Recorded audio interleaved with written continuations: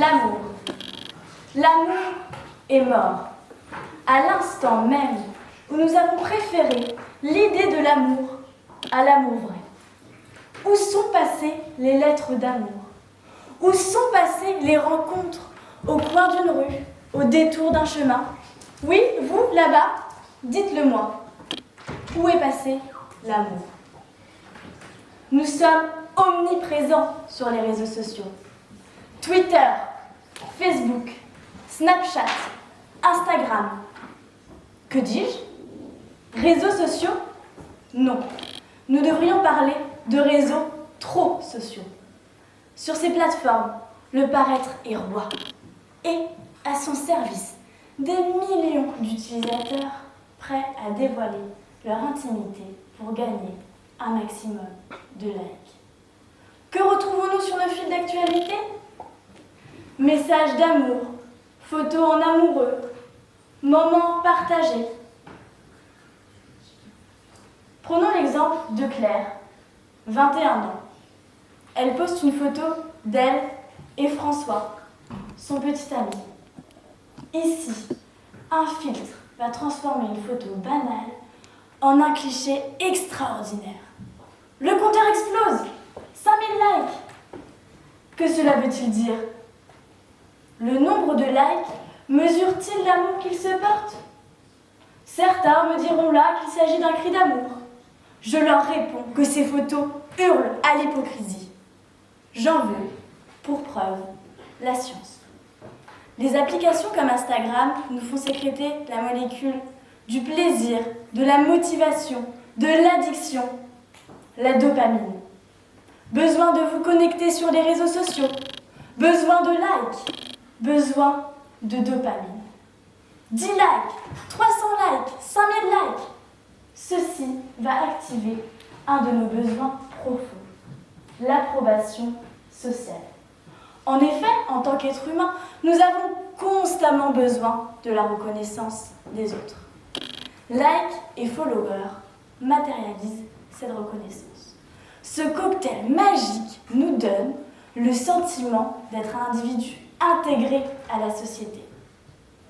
Ainsi, toutes les représentations d'amour que nous retrouvons sur la file d'actualité ne sont pas l'action d'amoureux transis, mais d'artistes mettant en scène leur propre couple, laissant peu à peu s'essouffler l'amour. Ceci n'est pas le seul exemple de l'incompatibilité entre amour et réseaux sociaux. Les réseaux sociaux cassent le dialogue. Les réseaux sociaux brisent l'intimité. Les réseaux sociaux font éclater l'amour en 1000 morceaux. Avez-vous déjà été amoureux? Peut-être que cette question fait surgir en vous l'image de quelqu'un, avec un caractère, un physique, des émotions. Ces critères-là, vous pouvez les sentir, les voir, les toucher. Ils sont immuables. Mais alors, peut-on s'aimer sans se voir? Vous recevez un message sur les réseaux sociaux. Vous commencez à discuter, à échanger vos goûts, vos passions, vos hobbies. Peu à peu, inconsciemment, vous souhaitez coller à l'image que l'autre se fait de vous. Votre interlocuteur vous parle d'un film, vous courez le regarder.